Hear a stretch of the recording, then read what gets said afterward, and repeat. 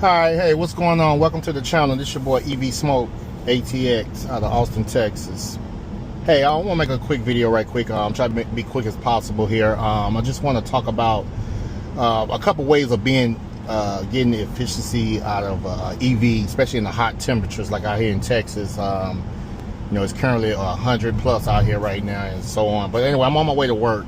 For example, I know where to go. I know where I'm going. I use the maps. The reason why I tell you why I use the maps for once, I'm gonna get back to that in just a second, but I want to show you an example about one good feature about EVs, the regen. So like, you probably hope you can see pretty good, but my foot is on the accelerator. I never touched the brake. I'm easing it off the accelerator. I was prepared to come to a complete stop if I had to, by just releasing my foot off the accelerator versus hitting brakes.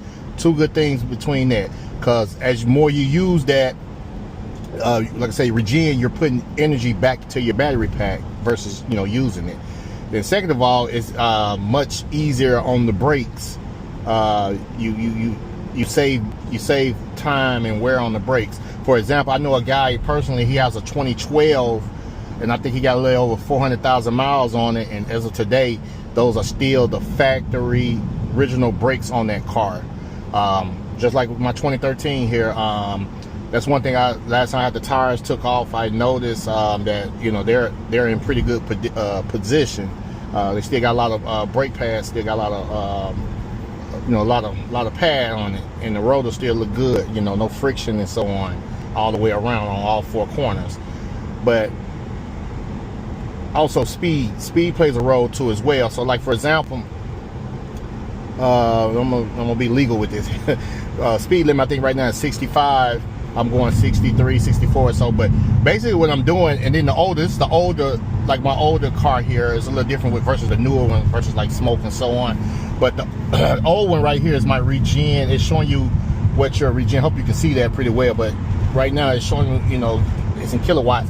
And as you see the green happening, as you see more green, the more I'm putting more back into the car battery. Reason why, because once again, I'm going to a certain distance. I'm keeping you know, a nice, good, comfortable speed, but I'm also too taking my foot off the accelerator. Basically, if you want to say coasting or so. And I learned how to do that over time of being a EV driver. I actually learned that within a couple weeks, actually, which I think is pretty cool. But mainly the regen. It was funny at first. I thought it was kind of weird. It was kind of weird at first. But as you start doing it more and more, man, I love it. Like, even when I drive a let's just say an ICE vehicle right now, I still find myself taking my foot off the accelerator. See, right now, look, I see the car in front of me kind of braking, so I'm taking my foot off the accelerator, and the car's automatically slowing down. Versus me hitting the brakes, I'm actually getting more range out my car. See, right now I use percentage on mine. Some people use mileage, and you know, you can go in there and change that just as simple as but I use percentage. I like the percentage though. But the more you do that, the more you get the maximum range out. So for example, like I navigate to work. It said I will make that 43%, but I actually see that change a lot for the better, meaning it'll go up. The percentage go up, meaning I use less battery percentage as my driving habits. But it calculates, you know, typically, you know, with the AC going and, you know, normal driving, you know, with speed, that's what you're going to use. But I found myself over time and just, you know, doing it with experience, I actually put more back in there, which I did a video about that before on one of my other videos, so check that out as well. But I just want to mainly focus on, you know, different ways of getting, you know, being more efficiency with an EV. Now it varies on different models as far as like, for example, this is my 2013. I can go up under here and pedals and steering. The regen, it's on standard. Now if you got standard or low, if you put it on low, for example, I remember my wife didn't like it at first. She first drove this car, she didn't like it, so I had to put it on low, which is kind of, it's a little bit more, you know, it's a little bit more less aggressive. But I like it on standard because it's more aggressive. And see, right now I'm coming towards a stop. Look at that, I'm easing my foot off the accelerator. I'm not touching the brake, but I'm gonna come to a complete stop, because over time I learned how to time it just right, if that makes sense. You know, I should have wore some colors where you can see those. I know it's hard to see right now though, but with the pedals though, with the stainless performance pedals. But like I say, I over time, now sometimes, you know, depending on your time, you may have to just tap it a little bit. But like I said, this is a 2013. Now with some of the newer Teslas, I gotta check exactly what year. I don't remember off top what they have, what they call hold feature. The newer ones and so on, you got what they call hold. So basically, as soon as you take your foot off the accelerator, you know, you don't have to hold, you don't have to put your foot on the brake or tap it or watch it, the car roll. But see, with my car, I got creep mode. Creep mode, it allows the car to move slowly. So you take your foot off the. Pass it for a second. I want to get up here right quick so I can demonstrate better. There we go. So as you see the green, I was going fast since I was slowing back, you know, getting back down the speed limit. But I was putting energy back in the car because I got the, you know, regen set up on standard versus low. It feels funny, I'm not gonna lie. It feels funny at first till you get used to it, but once you start driving it, I'm talking about, it's like the best thing. And so what I'm doing, what they call, if you hear somebody say one pedal driving, I'm doing one pedal driving. Basically, my foot is on the accelerator. It's just doing everything. It's stopping, it's going, it's slowing down, and so on. I'm not touching the brakes. So the car's not using the brake pads, it's just using the regen, just slowing down the motors. So like this car in front of me just, you know, just jumped out. It broke my speed limit. Speed limit was 65. So I'm down to 61 and so on. But you see the orange, that means I'm giving it acceleration, I'm giving it power. Which is still not bad, because once I get it to where I want to go to a certain mileage, I just start coasting. And see, I find myself going back to that green, just coasting, and keeping it at a certain, you know, speed rating. But that varies. Like I say, this is a 2013. It varies on different models, from the older ones to the newer, you know, to the newer vehicles. Same concept, you know. Like if I was in smoke, I'll show you. It'll have the green. Usually, you have the green regen at the lower part here, going that way to your left, as you taking your foot off the accelerator, putting battery back in the power. But yeah, so like I say, that is some way that, you know, regen is your best friend, one pedal driving. Another thing too, you know, keeping your climate at a certain temperature. Say like with me, it's hot out here. Usually I keep mine, me personally, I keep mine at 70, 72-ish and so on. Because that's my, you know, I don't want to be too cold, because when you start dropping, it's going to get colder. But that plays a role too as well. Your climate control, which you got your climate control set on. But it's not that hard at all, though. Like I say, it's not that hard at all to be more efficiency with your car. That's the main thing I would say, is you get familiar with and get used to the one pedal driving and using the regen much as possible. Because like I said, that's actually putting energy back to the battery pack. And like I say, I know how to get to work or whatever, but I also use it for two reasons. Because of that, but also too, I like to see the traffic, you know, of course, see traffic if I need a detour or something, because out here in Austin, you know, traffic is crazy, which I'm pretty sure, you know, usually everywhere you at nowadays, traffic can be crazy. But I like to see, so if I need to hit the toll or back road or something like that, you know, it'll show me. But also, like I say, I just want to see what my car is doing. I use the infotainment system. I did a video about that before, about using the infotainment system,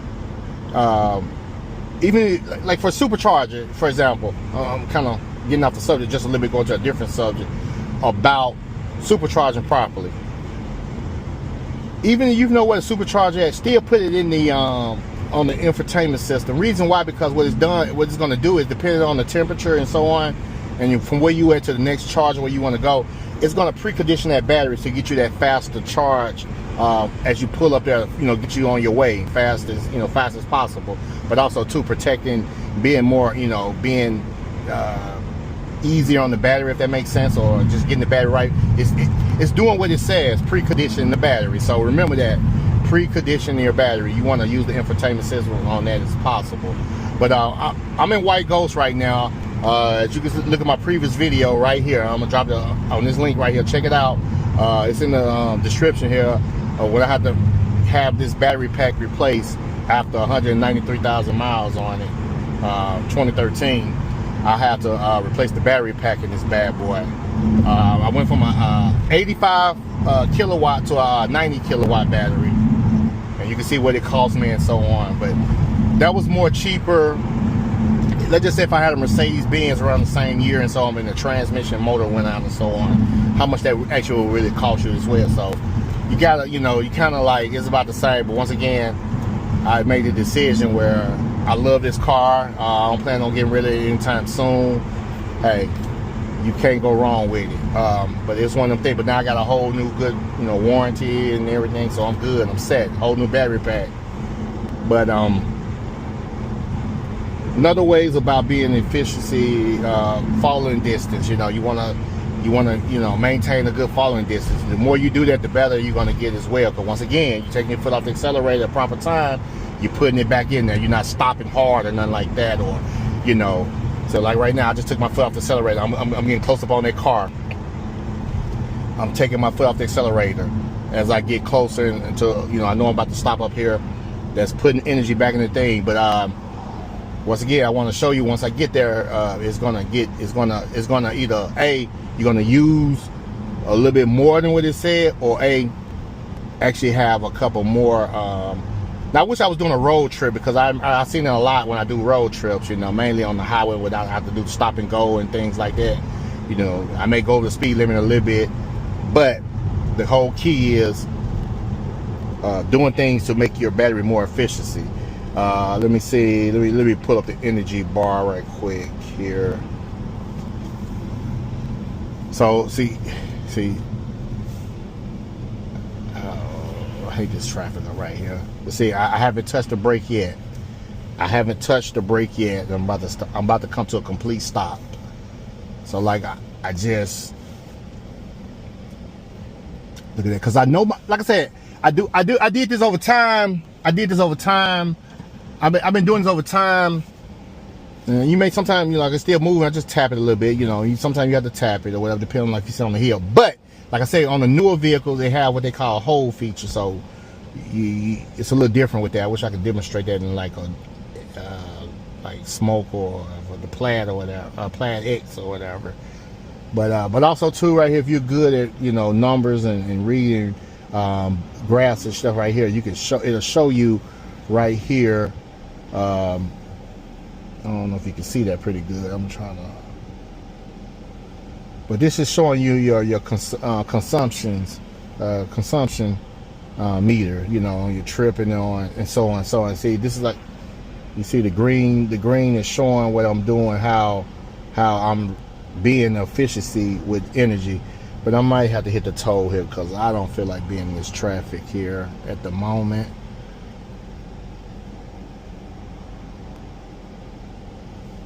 But yeah, I got side. I was thinking that for a second. Excuse me for a second. But yeah, other ways too as well. You know, make sure you have the right tire inflation in your tires, air pressure. I'm a little over right now because, you know, it's hot out here. I typically try to keep 39 in here. See what people do, but they go on and go to, you got different routes you can go, because sometimes this gets annoying coming through here. But tire inflation, I'm gonna drop it back down to 38, 39, I would say, or 38 in the front, and maybe 35 or so, 35, 38 in the front, and maybe 37, 38, you know, 38 in the back, because you want to leave room, because it's hot out here, you know, tires, you know, expand, you know, because of heat. But that makes a difference too as well. Your air in your tire as well. That plays a role as well. I got my factory wheels back on here right now, but I'm gonna put some lightweight forged wheels on there too. Another thing too, I seen a big difference versus the heavier wheels versus the light wheels. That plays a difference as well too. So be mindful if you plan on putting aftermarket wheels on your vehicle and so on. You want to make sure you go with a nice lightweight forged wheel, because that's gonna play a role as well. So yeah, like I was saying, forged wheels, lighter wheels, you know, that'll help out as well, because I know the difference from the factory wheels when I had my forged lightweight wheels on here.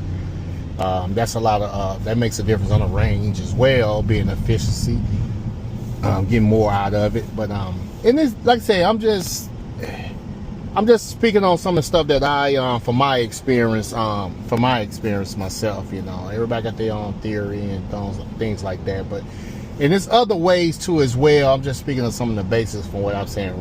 Mainly the regen, using regenerative braking there, because it's actually fun. Like I say, it's actually fun.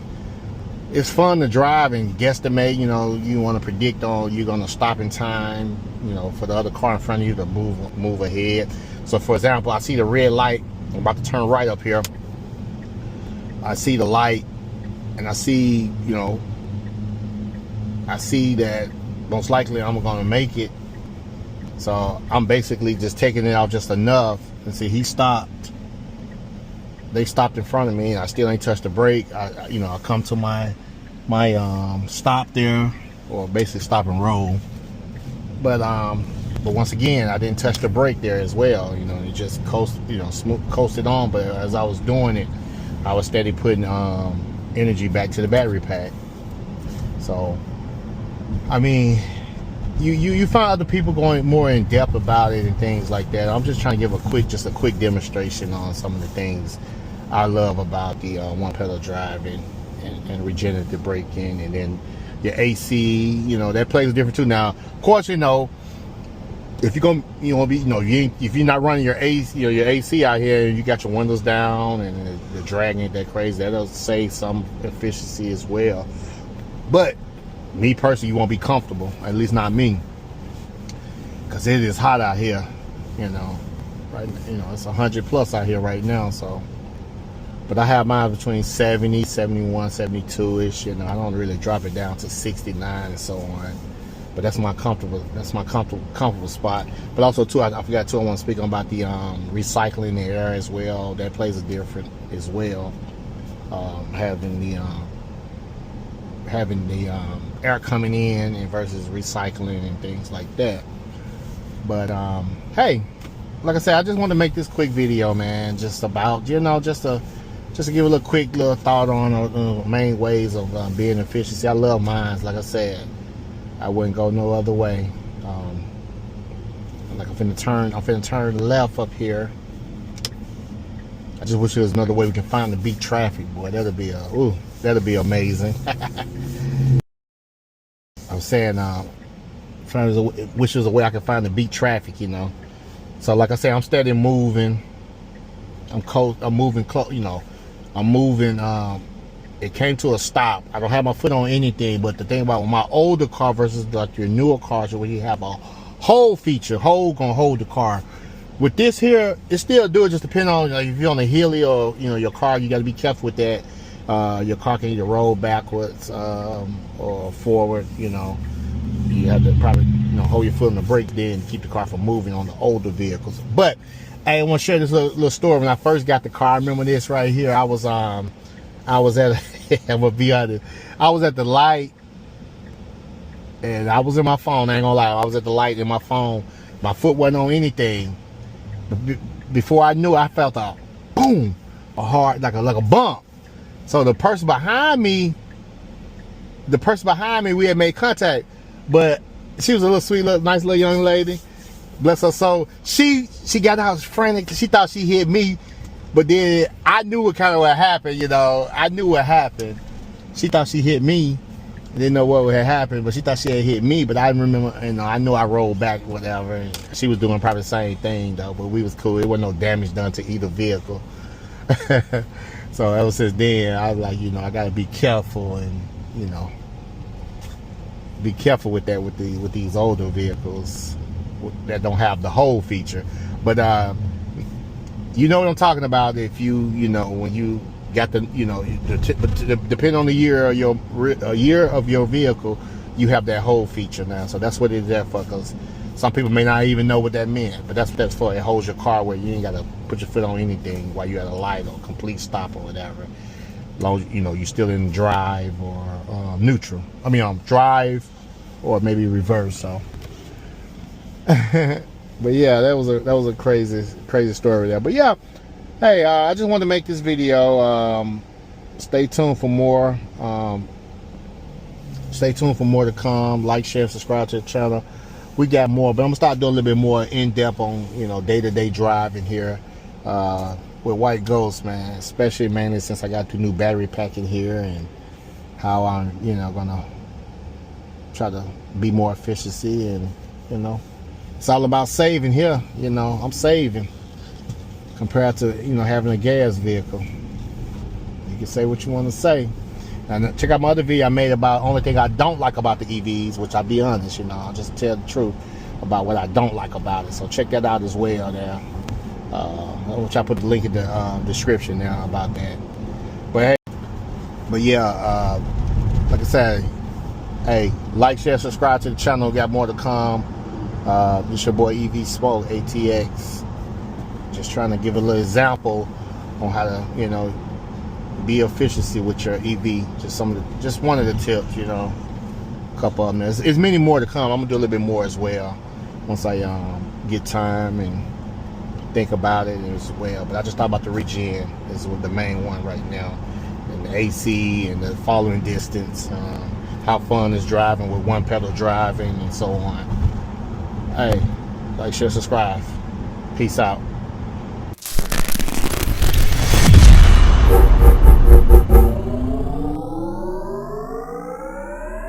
Like, share, and subscribe to the channel, and hit the notification bell.